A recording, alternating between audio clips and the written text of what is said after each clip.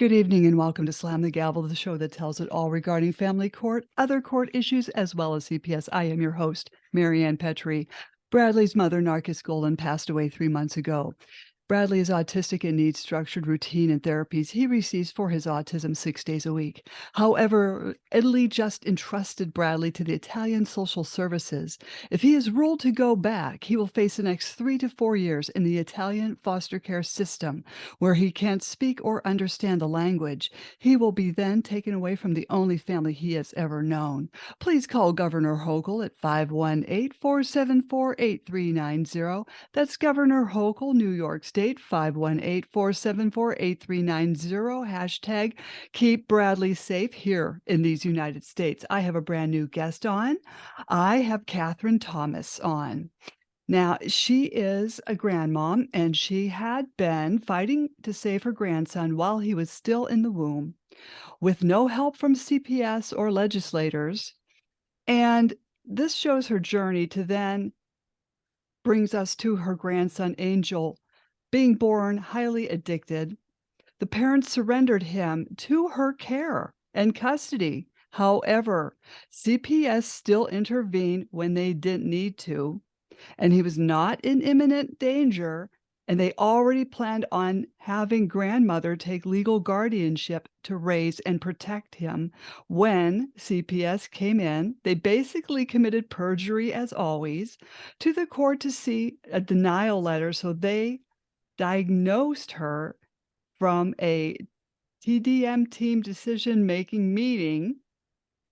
They were told that they were not in need of their intervention, as he was going to be raised by the grandmother again and was in no danger in the NICU unit with an ankle monitor 24/7.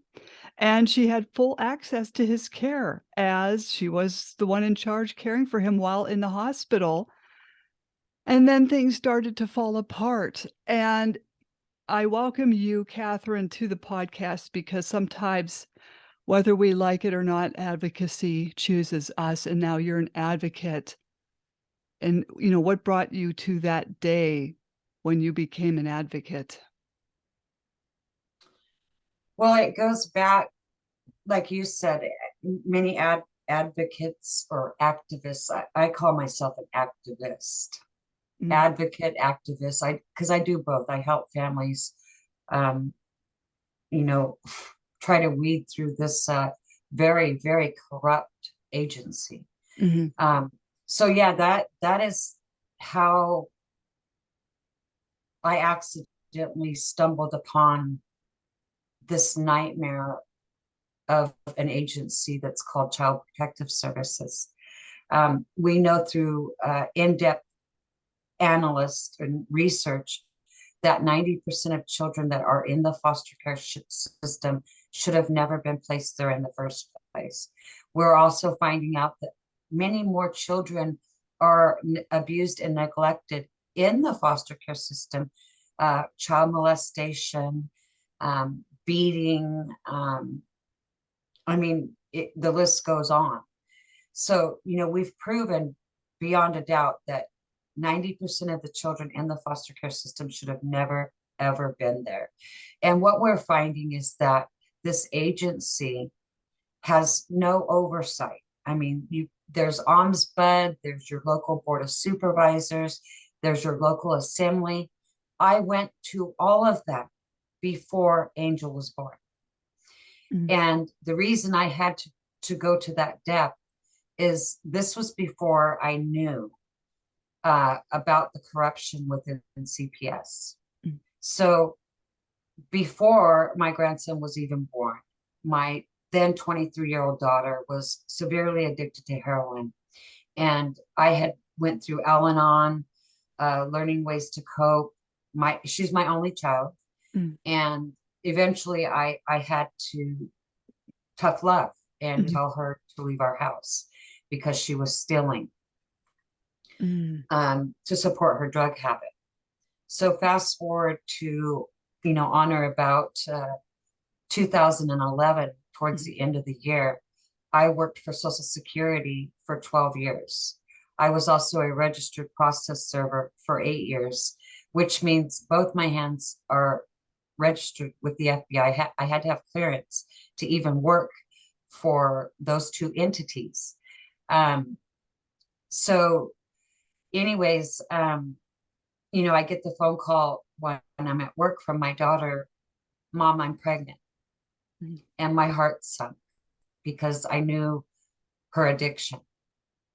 And I said, well, what are you going to do? And she said, well, Mom, I'm going to have it. And I said, but you have a heroin problem. Well, Mother, I'm going to get into an inpatient rehab. I said, okay. I said, because that little child needs you to be well. Mhm. And I said, because Mom is still a federal employee, you are still insured under my insurance, Mhm. which will cover your prenatal and it will cover up to the birth of the child. Mhm. Come get the insurance card. She did. She started going to an OBGYN. 3 weeks had gone by and she was not in an inpatient facility. Mhm. So again, this is before I knew how bad CPS was. So my first thing was, what do I do? Call CPS hotline. Mhm. I call CPS hotline. I get a representative answers and she says, how may I help you, ma'am? And I said, I need an emergency intervention. I said, I have a 23-year-old daughter who's severely addicted to heroin. She's living in Chinatown, which is the name of the homeless community here in Monterey County, Salinas, California, where we reside. I've lived here my entire life, 59 years. So I called the hotline and I said, you know, I just told them what I just mentioned. And I was told, I'm sorry, ma'am, there's nothing we could do to help you. I said, this is child endangerment. What do you mean there's nothing you can do? Well, ma'am, the child's not born. Mhm. And I shook my head. Again, you know, I'm a paralegal by trade. I got a college degree in paralegal and worked for attorneys in civil litigation for about 5 years. And then I found that I could not really advance my career in a small firm.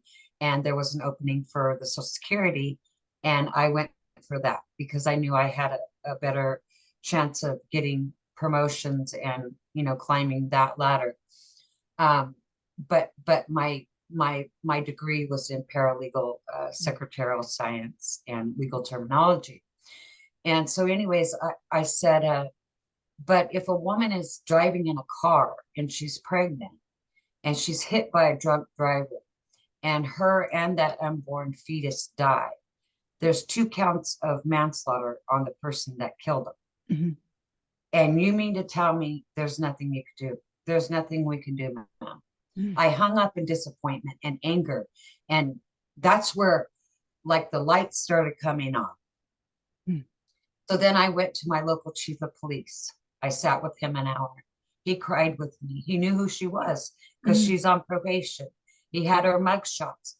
He promised me that if he was out on the beat or his officers were out on the beat and they seen her under the influence, they would take her in. In other words, that he was reassuring me if there's anything I can do by at least sitting her in the jail cell, we'll do it.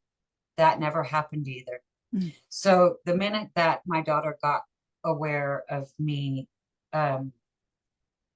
trying to take conservatorship of her, she started hiding more. And fortunately, I was able to get an investigative journalist, Brooke Holmquist, from my local news station to take on the story. And we thought it would garner local media attention, local community outcry, from our board of supervisors, from our local assembly members, because it aired here in our local area. Not one person reached out to me. Oh. This woman was so great. She took me all the way up to the state capital of California, which is in Sacramento, wherein the goal was to meet with Assemblyman Monty. We drove all the way up there only to find out he was too busy. And so we met with his legislative director. Mhm. And you'll see there's a video I shared with Miss Petrie of the YouTube investigation that Brooke Holmquist did, and you know, pictures of us at the assemblyman's office. That meeting was another slam closed door. As I was told, it would take at least 3 years to do any legislating to change a bill, write a bill, Angel's Law, anything. Because in California, there was already a law called Laura's Law. But that law gave me no ability to take conservatorship over my daughter. You know, there's just so many crazy things, because we all know now of the Britney Spears case. Her father took conservatorship over her.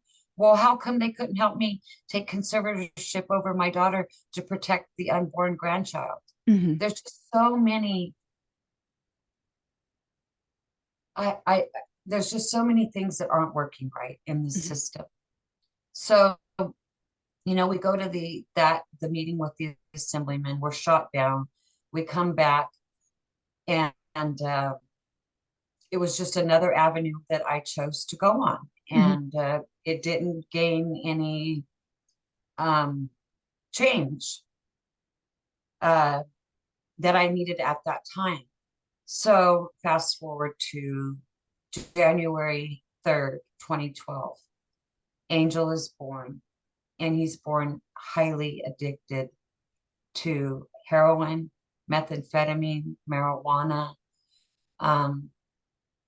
pretty much almost any illegal substance out there. And my daughter wasn't living with me at the time, because I had to do the tough love, because, you know, she was stealing things from our home. And so then I go to the hospital the morning he's born. My daughter's there, the father's there, and then the hospital social worker is there, because obviously he was born severely addicted. Now, this hospital social worker was not a CPS social worker.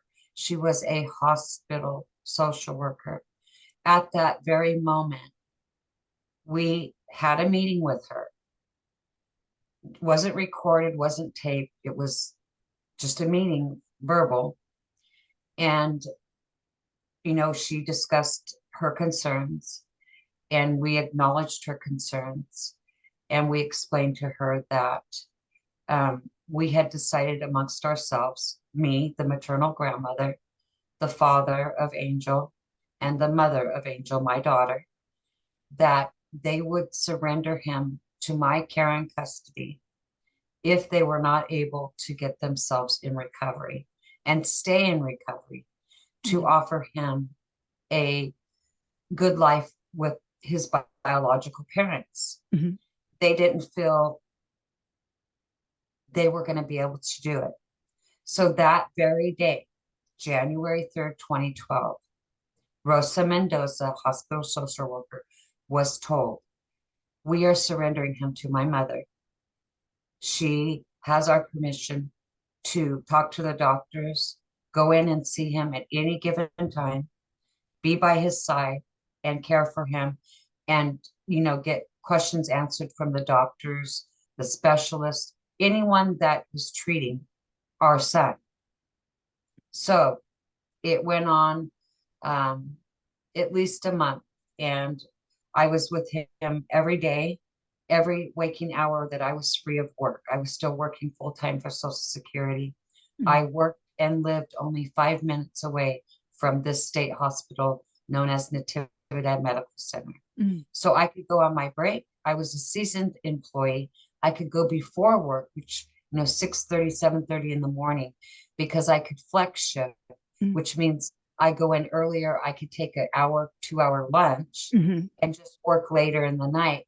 In other words, I was trying to get as much time to spend with my grandson as humanly possible, because I loved him and I was prepared to raise him. I had prepared a beautiful nursery in my home for him, 101 Dalmatians. Everything was prepared. It was just about when he was going to be released.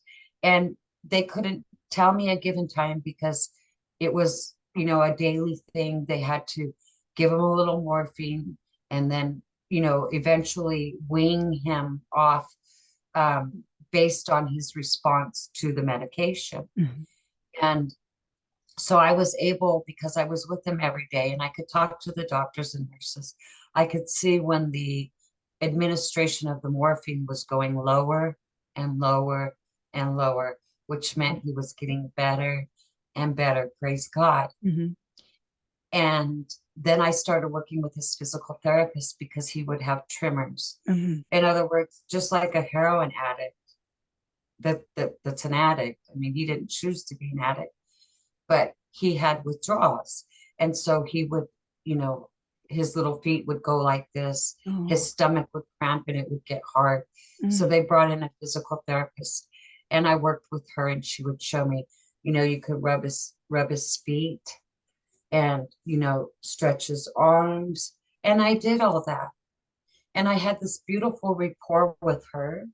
I had this beautiful rapport with probably 10 other doctors because it's a 24-hour hospital and he needed 24-hour care. Mhm. So there was not just one doctor and one nurse working with him, there were numerous.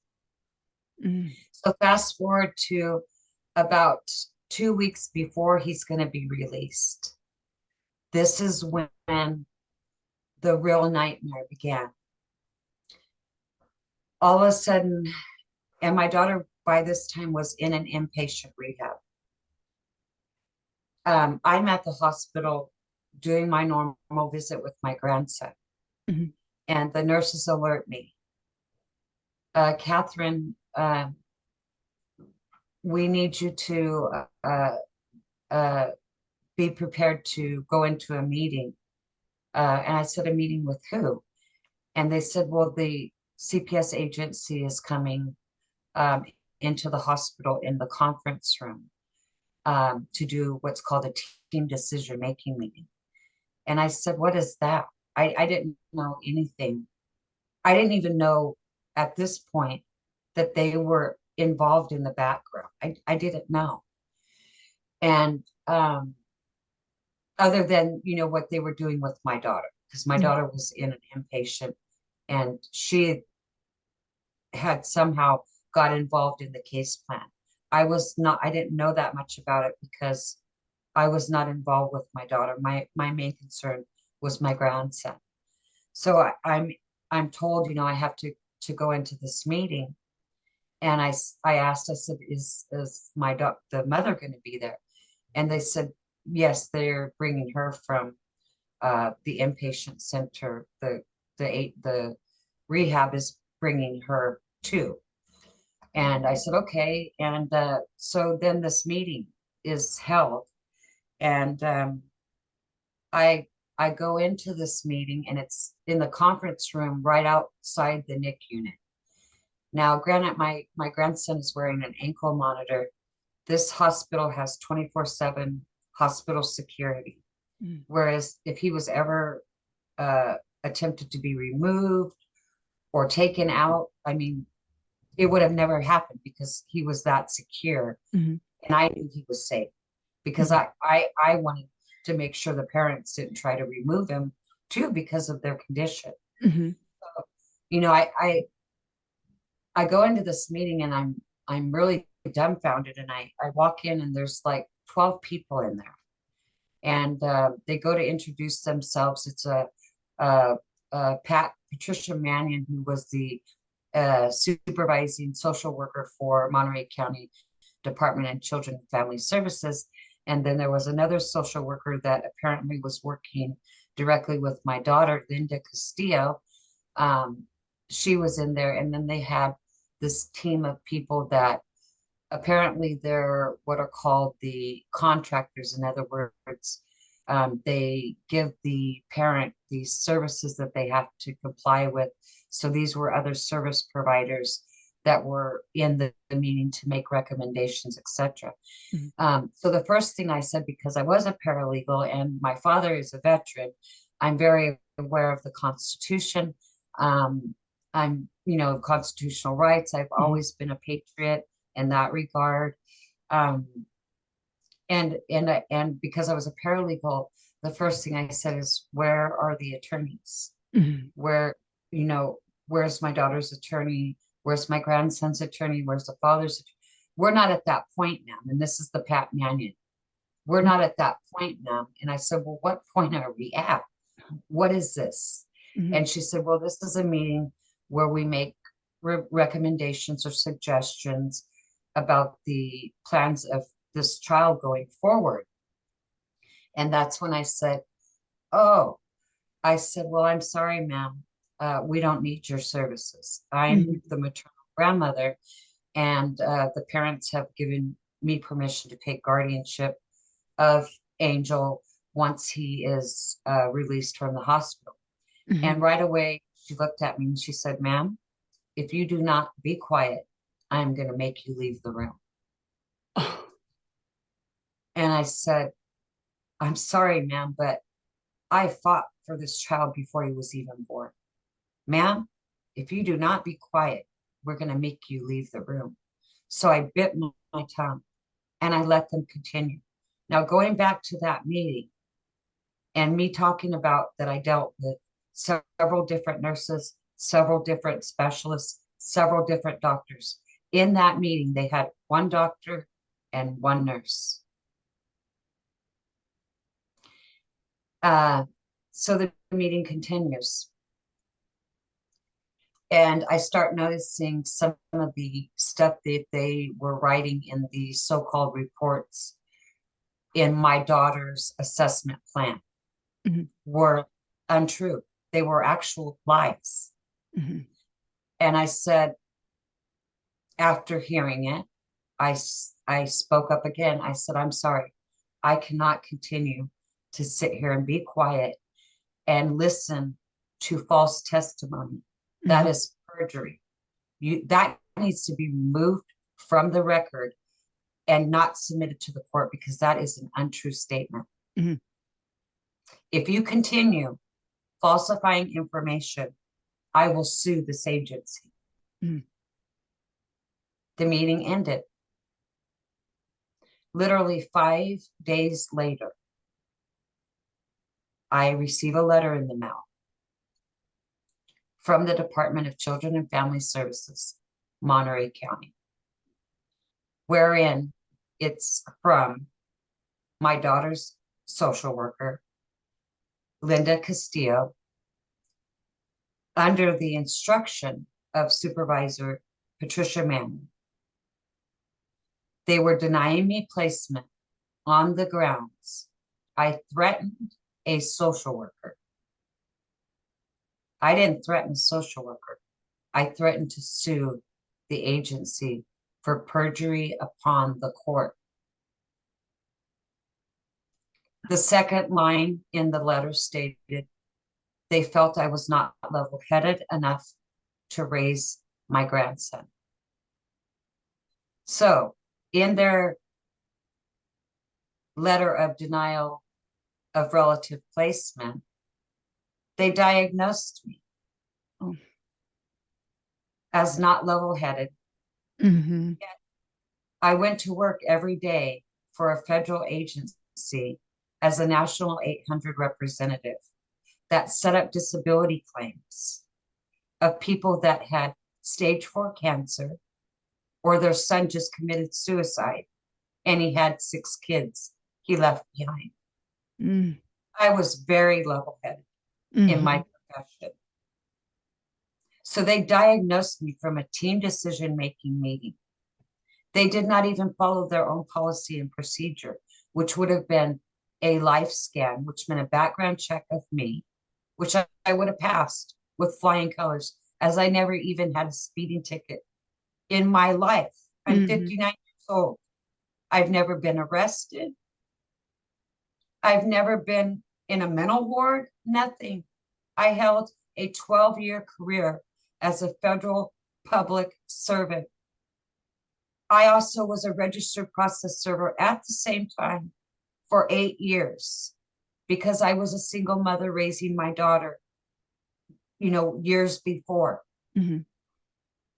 And that required me to serve prisoners or people that were wanted by law enforcement.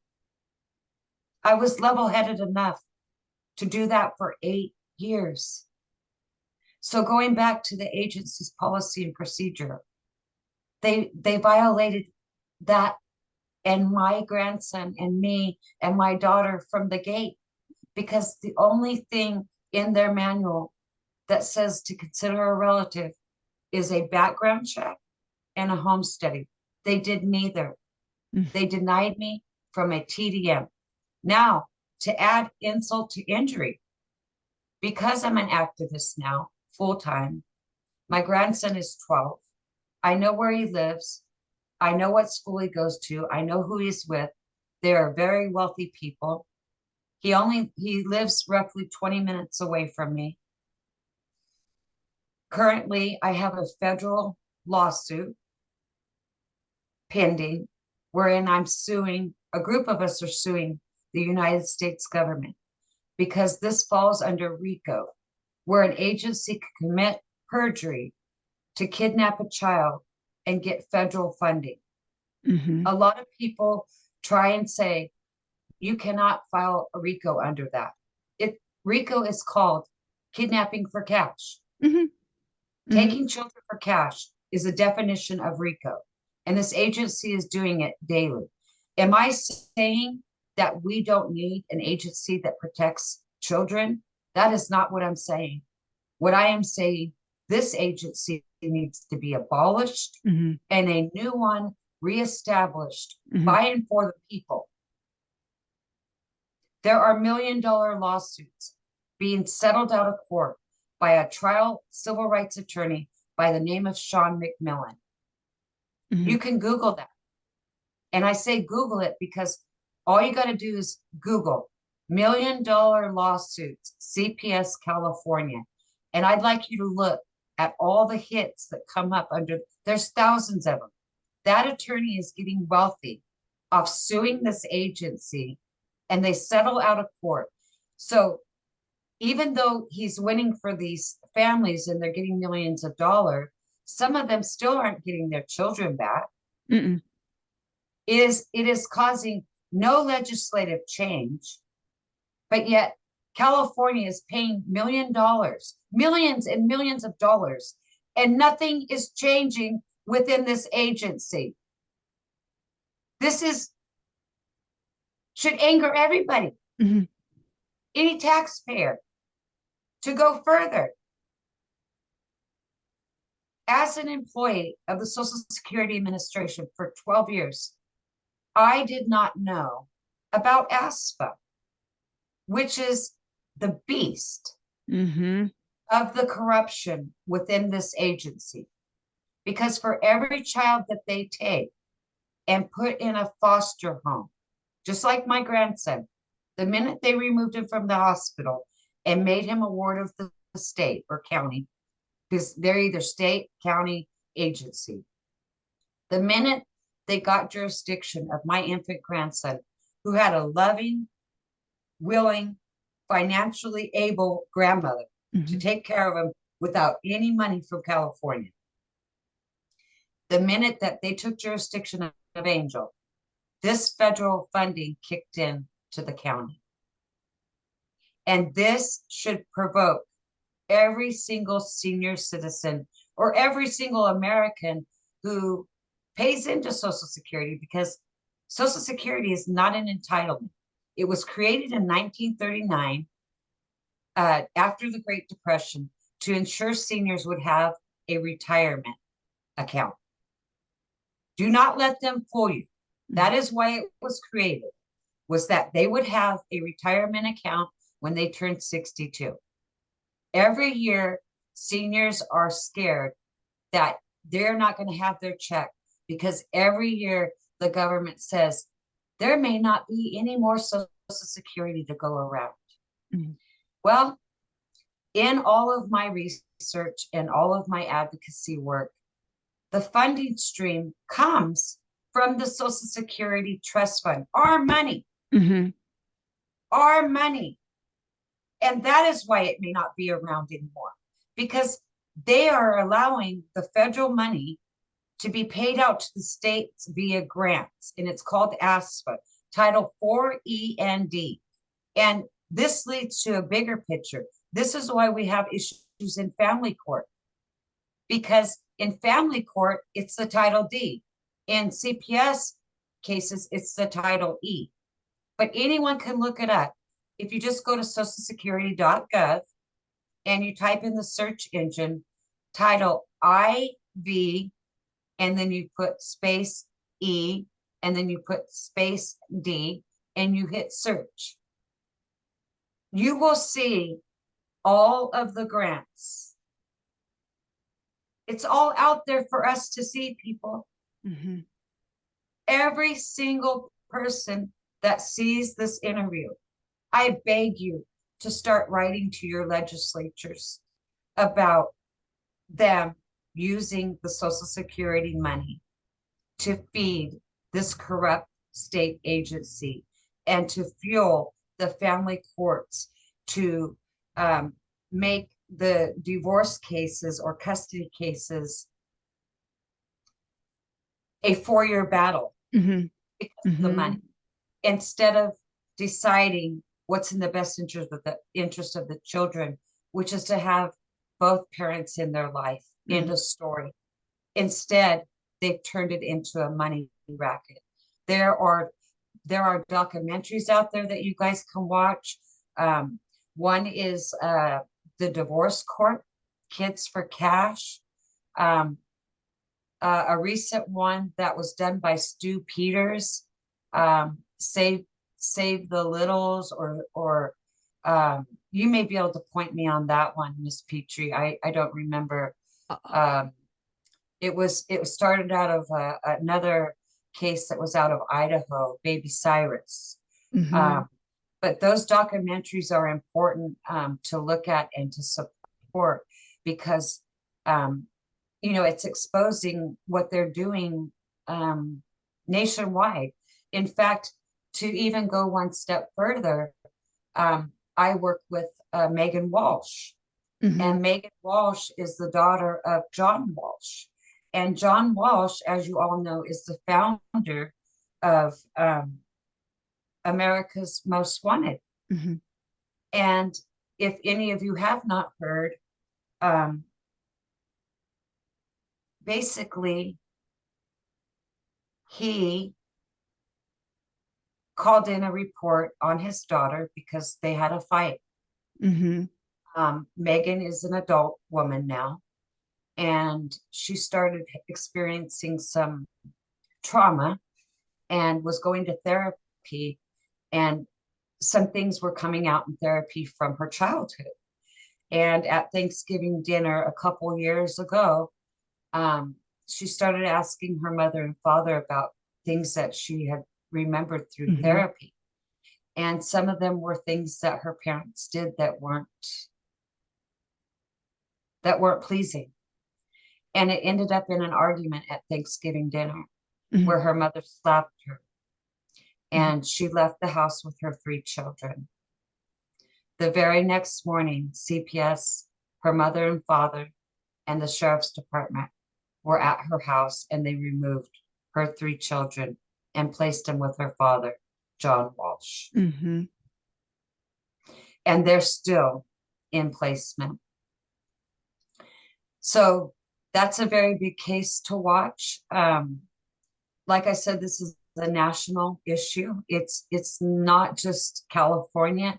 It's in Oklahoma. There's America's Taken, is a website of a founder out of Oklahoma, Jerry.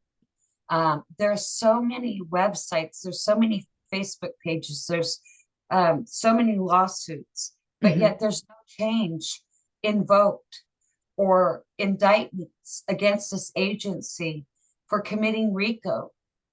And then I wanted to add, later in my particular case, as I appealed it, because I had to appeal to get standing in my grandson's case. And I was denied at the lower court. I appealed, I got it to the appellate court. I was my own attorney. I fought it for 3 years. Mhm. So they took him, removed him from the hospital at a month and a half old, immediately placed him in the home he is still in, which means they already predetermined that he was going to be in a foster home, even before the TDM, because later I found this woman was coming in at night when I was not with my grandson. Mm. And that's the people that have him now. So my my my theory is that this agency had already had a perfect placement for Mhm. him, and they were not going to go any other way. I believe they were paid Yes. through the I kinship was just center going to for say my that. grandson. And all of this is going to come out in discovery in my federal tort, in my lawsuit, Mhm. because now the cards are on the different, they're in my hands. The Mhm. cards are in my hands. So eventually I will be able to pull discovery. I will be able to pull so much stuff um, that I wasn't able to pull in my appeals. And I'm going to expose that through discovery in my federal tort claim. But going back to what I was starting to say, I get lost because there's so much in my mind. Um, the very social worker, the Mhm. supervising social worker, Patricia Mannion, Mm. was sued in 2010, wherein she was a social worker. She removed a child from a home, an infant, and they later discovered that the mother and father of that infant were innocent. The child died in foster care. The Oh. infant died in foster care. So this mother in 2010, her name was Megan Puga, attorney Robert Powell out of San Jose, California, sued them. Again, what kind of money can you put on replacing your dead infant? Mm. There's no dollar amount, but she won a couple million. But the point that I want to make in this, that social worker was never fired, yet she was sued in her individual capacity. I have the lawsuit. Mhm. I have the entire lawsuit. She was allowed to stay on, in fact, promoted to a supervisory position, who then denied me, a loving grandmother who never abused her grandson. In Oh fact, fought god. to save him, put her life on the line, going out to the drug um, addicted homeless people, trying to reach her daughter, trying to reach people on the streets, asking them not to give her drugs, that she was pregnant. It turned into this crazy ministry. I was ministering to homeless, drug addicted people. Mhm. And that goes back to the video that you see that I did with Brooke Holmquist. So I don't think that the work went in vain, but everything that I did didn't get me my grandson, and he was adopted. But the point of this lawsuit of Miss Patricia Mannion, she should have been fired. Mhm. Yet she was allowed, and I believe she still works there if she's not retired. But this is how they work. They even, I don't know if you've heard of the case of Gabriel out Mhm. of Palmdale. So many school teachers, grandparents, his own mother and stepfather murdered him. The DA of Palmdale testified in his case. There's a mini docuseries um, on Gabriel on Netflix. Mhm. Please watch that. It's the trials of Gabriel Hernandez. Hernandez. Yes. Yep. So that's about all I have. Well, and, I think there's a pattern here because when you said about the social worker being, not fired, but she was promoted, the same thing in my case. I did notify her boss to let her know to let him know what was going on, and I even got the governor involved. I was kinda really pleased that the governor took action, and I thought, "Oh, we'll see what happens." And so I had called the agency and I said, "So what happened to her?" She was just a caseworker. She was not a licensed social worker, right? And he said, "Well, we removed her from the field." And I said to him, "So you promoted her?" He said, "Well, I would not call this a promotion." I said, "So she said in court she was promoted." That's what she said in court. She proudly told the judge she was promoted. So, okay. But he did add when I was talking to her boss that, well, we took her out of the field because she wasn't fit to be around people. Whoa. And I said, okay. It's so contradictory, isn't it? Um, I cannot wrap my head around. yeah, and she's still working there. Yep. Yeah, I believe the ones that were in our case are still working there as with well. the same hairstyle Yeah, of where it's course. standing up and it's going like this. And then I don't know. I don't know what to Yeah, say. yeah. You know, It's a pattern. It's a pattern. That's what they're doing. it's a huge pattern, you know, and I mean, I'm going to throw some other things out there. Anyone that listens to this podcast, if you've been wronged, please make sure that you publicly shame them. We have a website where we're building a database to show a pattern of practice. And this pattern of practice is in all entities. Mm. In other words, we don't just have child protective services Mhm. abusing their power. We have adult protective services abusing their power. And it's for funding. They're taking elderly's $1 million estates by getting conservatorship over them and denying the family for whatever reasons. Mhm. It's basically so that they can steal their estate. So we have adult protective services, um, illegal guardianship, conservatorship, like Britney Spears. Um, we have divorce court, where parents are spending hundreds of thousands of dollars against wrongful restraining orders. In other words, one says that the other one hit them, and they're granted a restraining order without any substantive proof that the abuse actually did go down. And then, you know, whoever has the restraining order gets to control the visitation of the other parent through this restraining order. So these children end up being alienated from one parent or the other. Mhm. It's a breakdown of our family system. I mean, if this keeps going, it's nothing different than Hitler, Mhm. is what Mhm. our government is doing to us, is they are dumbing down society Mhm. and they are making people government dependent. If you don't see this, please wake up. Mhm. They are already taking our children. They are trying to take our guns. They are trying to take our free speech. Do you know how many families are gagged in CPS cases? Yeah. Do you know how many families are gagged in high profile divorce cases? It's our First Amendment right. Yeah.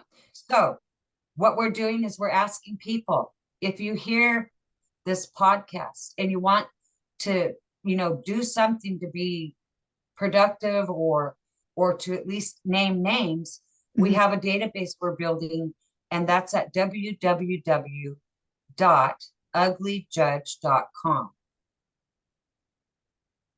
And take a look in there. You will see there's judges, there's lawyers, there's guardian ad litems, there's Mhm. social work, all they, I mean, you name the Gavin, we're naming names Mhm. Mhm. because we have to have an outlet. And that database is growing and growing and growing because we are going to bring about change. Mhm. We are going to stop this agency in its tracks. It has to The stop. other thing, I do work directly with a nonprofit agency or organization, which is called Save Our Children, and that is at www.saveourchildren.org.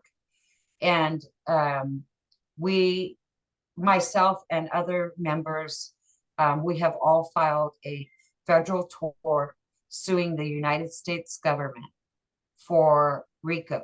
In other words, they're taking our children and they're receiving money. A lot of people don't know this is happening. That's why we're here talking about it. It's very taboo. Mhm. And you know, I'm not a perfect woman, but I'm a God-fearing woman. Mhm. And when I lost in 2015 at the appellate court, I had an emotional breakdown. Mhm. And I had to retire from my 12-year career. Mhm. I had adrenal failure. My doctor told me I had to stop. In other words, I had to stop fighting. I had to stop worrying about my grandson. I had to stop or I was going to die. Mhm. So it put me into a very deep depression. And that went on for about a year. And I kept crying out to God. And like I said, I'm a God-fearing woman. I know the book of Job. Mhm. I know the story of Jesus. And I always said, I have to carry my cross. This became my cross. It became my cross. Mm. And why I say that is because I didn't know this was happening all over the United States. So in my prayer and affliction and crying out, finally after a year, and my adrenal glands started functioning and my health started improving and I started exercising, God came unto me in a small voice. Get up, go tell the world Mhm. what happened to you, Kathy. I don't care if they believe you or not. You go tell your story because it's happening everywhere. Mhm. Then I started moving Mhm. and I found it's happening everywhere, Globally. globally, Australia, Canada, everywhere, internationally. And so, I mean, I do what I can when I can. It's a ministry, it's a movement, and we need everyone to Mhm. fight this beast, Mhm. whether you are impacted or not. Just because you haven't been impacted or anyone in your family, there may come a day. We Mhm. don't want you to have to go through what we have and Except are still, mhm. many of us are still going through it. It's something that stays with you for the rest of your life. Unfortunately, I can probably add to that, that it's something you just will never forget. Never. How can an agency come in and just take your grandchild on perjury? Oh, that's all It they do. hit it hit me to my core Mhm. because I was a federal employee. I took an oath. Very strict on my character, both on the job and off the job. Yet they were able to destroy me in one hearsay perjured document. Mhm. If it can happen to me, it can happen to you. Mhm. Like I said, I have no criminal record. Mhm. I don't even have a speeding ticket. Thank you, God. Yeah. And they denied me on perjury. It's the Gestapo. Right. That's all they do is perjure, though. I think everyone should be aware people think in a courtroom you're gonna get justice and you believe in the judge and, everything's gonna play out good.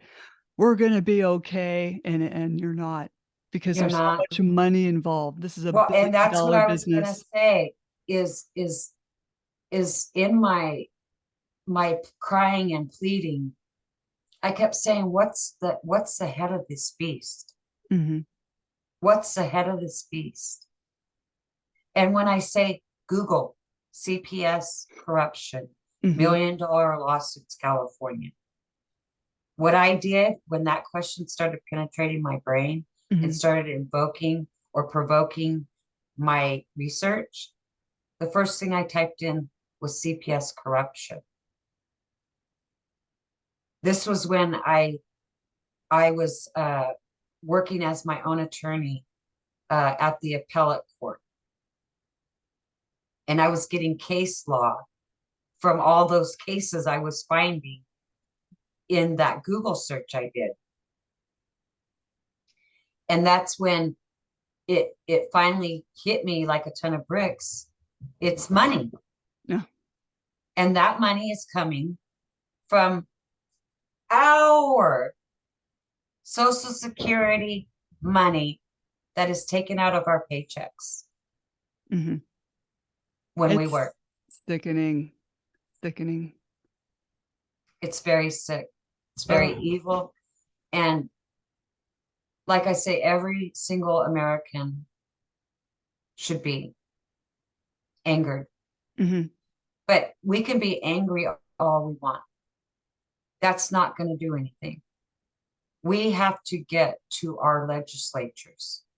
Right now, we have another group I work with, which is Family Forward Project, an mhm, attorney out of Tennessee, which is Connie Regulate. Her and 5 other um, advocates, activists are in Washington, D.C., meeting with legislatures. In fact, they had a meeting with Senator Hawley, who I've written probably 40 times and never got a response from. So I'll be interested to see what they come back with as far as having a personal meeting with them. mhm, I'm optimistic, but until I see action, all I have is optimism because mhm. talk is cheap. Talk is cheap. It is.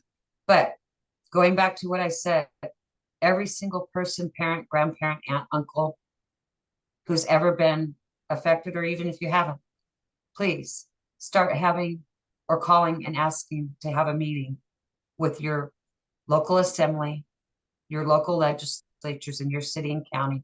And more importantly, start going to your local board of supervisors or board of commissioners. In states, California, it's called board of supervisors. In some states like Minnesota, it's called your board of commissioners. They have weekly meetings where they have public comment. You only get 2 minutes to talk. Yeah, yeah, I know. I'm working on changing that too because they Mhm. work for us. Okay, Right.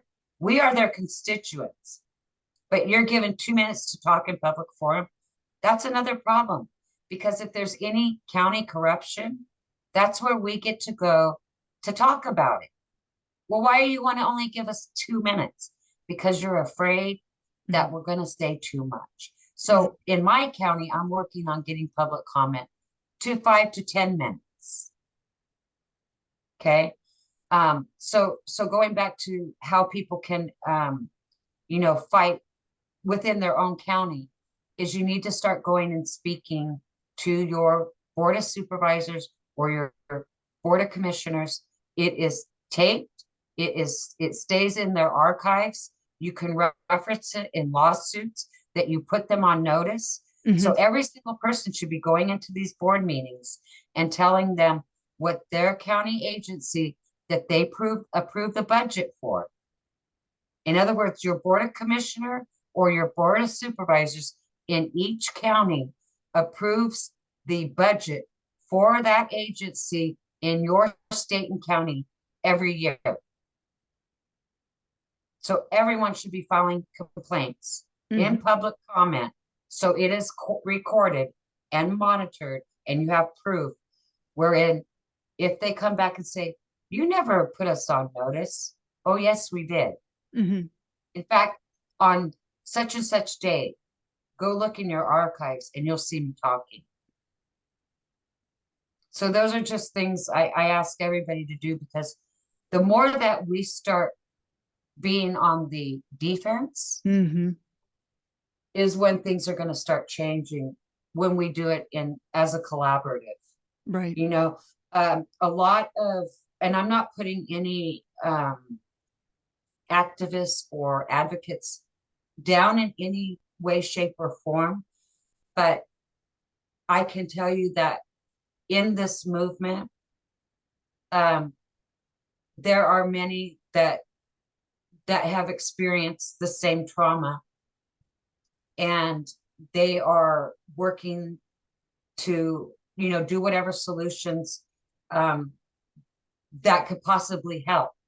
But we're also finding that there's some out there that are charging people money, and they're not licensed attorneys. They don't have the legal expertise to guide people.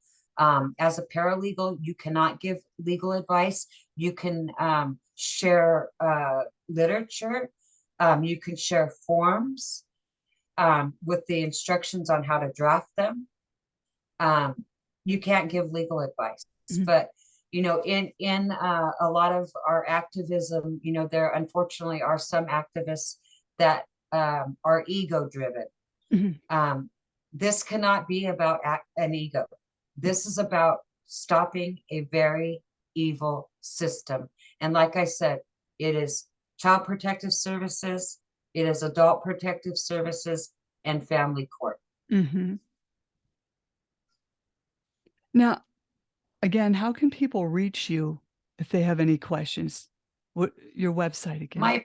Your I don't have a email? website, but you know, the organization that I'm volunteering my time to is www.saveourchildren.org. We ask everyone to subscribe to our newsletter. And then if you want to personally reach out to me, my personal email is Day of Reckoning, and it's spelt DAYWRECKONING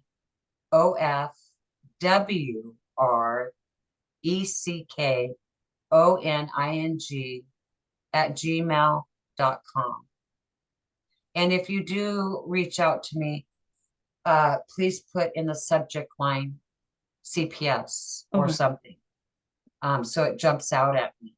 Mm-hmm. But I really encourage everyone to, you know, support SaveOurChildren.org through sharing, getting involved, donating.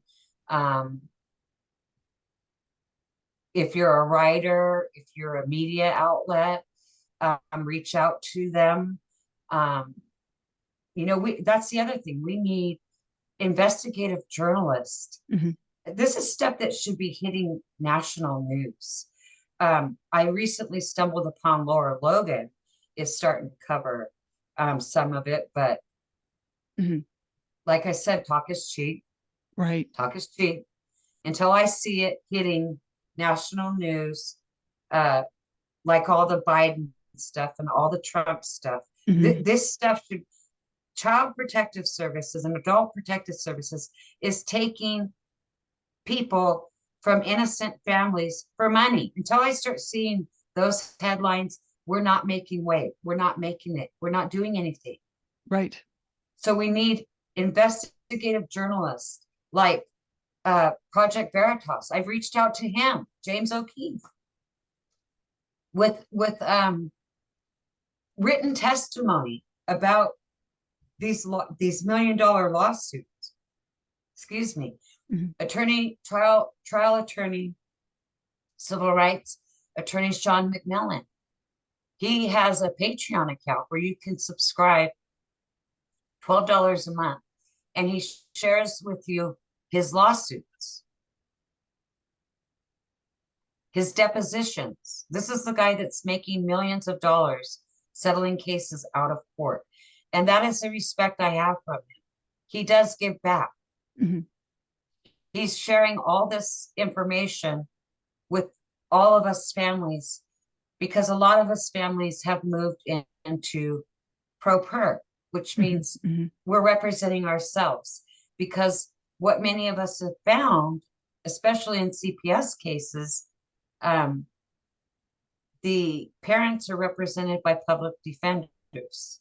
If anyone understands, a public defender is an attorney appointed because the plaintiffs or defendants are of low or no income. So Mhm. they're state employees or county. In my state, they are county. My Mhm. agency is a county agency. So they're appointed to represent, like in my daughter's case, she had one. Mhm. She did not put the social worker on the stand for lying. She did not argue that my grandson would be better placed with his maternal grandmother. She kicked me out of her office when my daughter took me in with her. And I said, listen, lady, you're representing her. Mhm. Why haven't you filed a motion to put the social worker on the stand for committing perjury? Mhm. Get out of my office. That's So if you go back to that uglyjudge.com, you're going Mhm. to see these attorneys. They're naming attorneys for ineffective assistance of counsel because they're working with the state. Mhm. They're not working to reunify the parent-child relationship. Mhm. We have the right to cross-examine that social worker. No one is putting the social workers that are committing perjury on the stand. Mhm.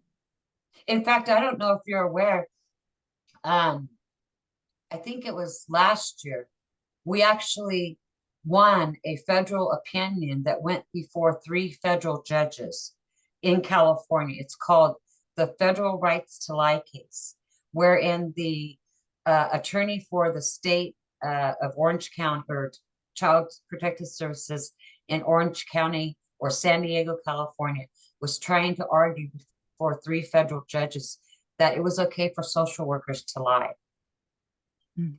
They slammed her in that court opinion, saying, you do not have the right to lie as a social worker.